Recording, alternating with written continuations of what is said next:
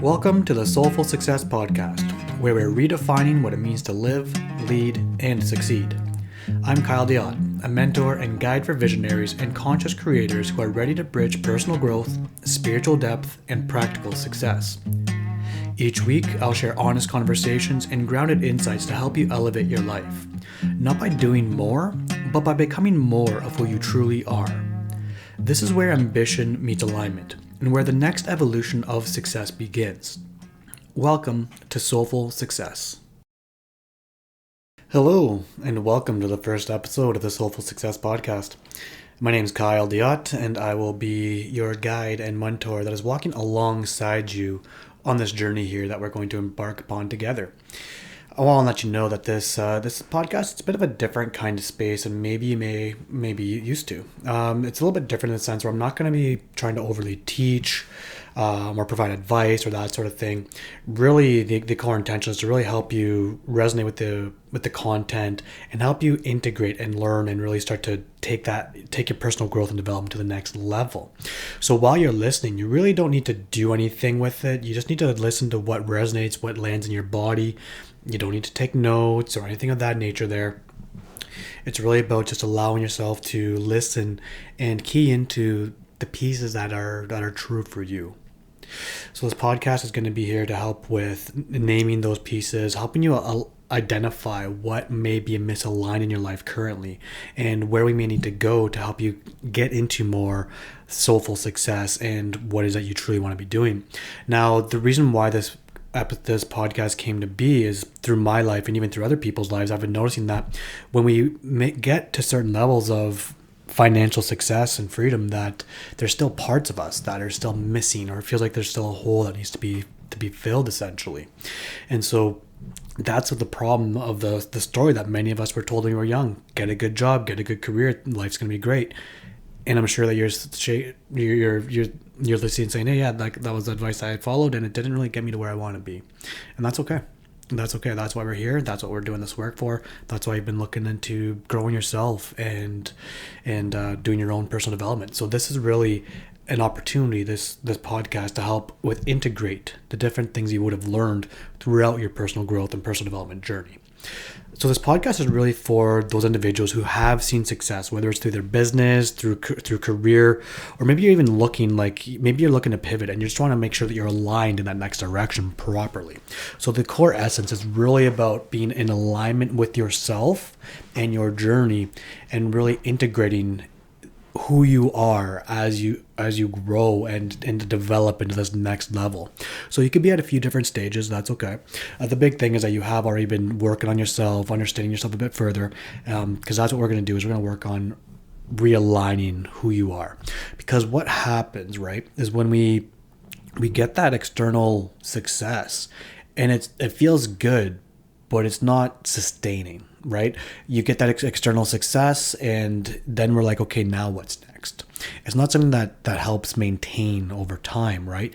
Looking at our bank account can only make us feel so good when the relationships in our lives are shit, or when we don't have the quality relationships that we want to have, or the conversation topics are the things that you don't want to be talking about. These are not allowing you to thrive, right?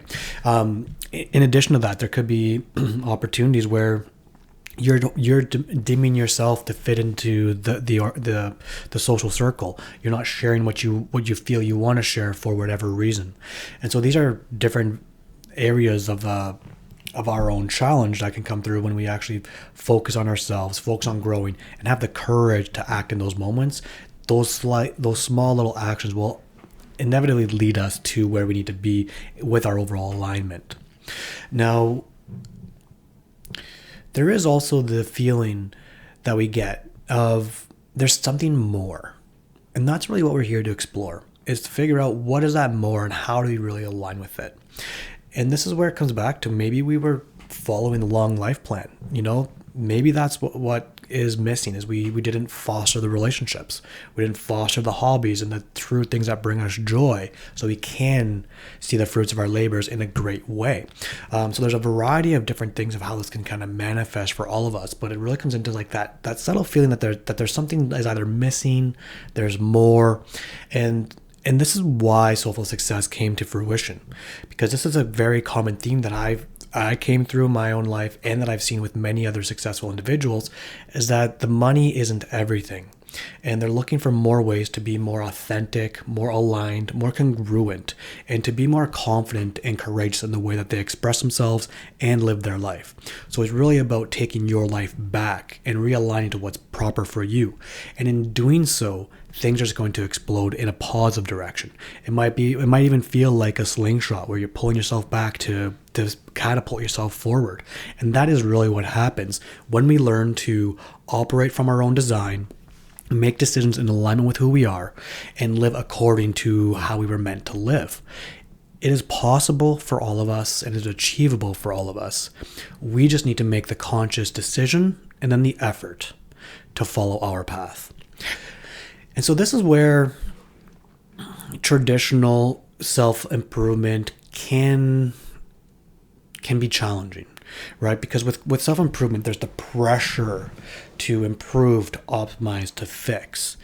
And I'm here to tell you that you don't need fixing. You don't need to improve yourself. You don't need to do any of that. These are all choices you can make if you choose to help yourself to get into a different state of your life, to help your family.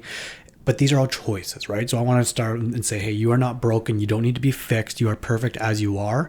If you want to experience more out of life, then great. We can discuss that. And so that's why, like when you look at self-improvement, self-help, there is a constant pressure. It's like, oh, you didn't do well today, do it tomorrow. There's like that pressure. And that can be definitely overwhelming. And it can actually be a little bit negative as well for some of us, right? Like if we are working on improving ourselves, but when we're not following through in the way that we want to, then that's going to impact how we look at ourselves. It's going to create more negative effect on ourselves, and it could actually go the opposite way, unfortunately. So that's just one angle with the challenge of the self-improvement industry as it stands. It's kind of like goal, which isn't actually practical in the soulful success realm, right? Because you're not allowing yourself to actually sit with what you've done.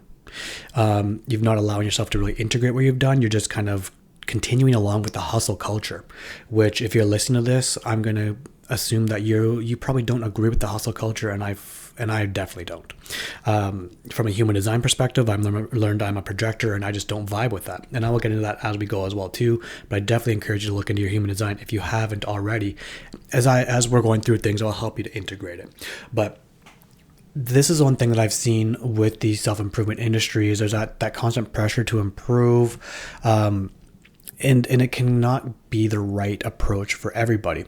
As I mentioned, when we go from goal to goal to goal and we don't acknowledge it, we don't increase our own self-worth because we're not appreciating what we've created for ourselves, and we're creating more of that cycle of hustle, which is going to inevitably lead to burnout and less satisfaction in life because we don't actually appreciate what we've done. It's goal on to the next, and we don't really take the time to reflect. That's completely normal in this modern society we've created. And I'm here to share with you that it doesn't have to be that way. You have permission to live life on your own terms, how you feel you want to, and what makes sense for you. And I hope that you start to embody that in whatever way that makes sense for you. As you're hearing this, you're probably seeing cluing in that I have a different perspective on things. And that's exactly why I created Soulful Success, right? Because success is something that is lived. It's not something that is achieved, right? As I've mentioned, when we achieve something, we have that momentary or that brief sense of satisfaction, and then it's on to the next. We don't have that sustainment in it. And that's why when people get caught up in the hustle culture, the work, on to the next, that they're perpetuating themselves in the burnout. They're not following who they are.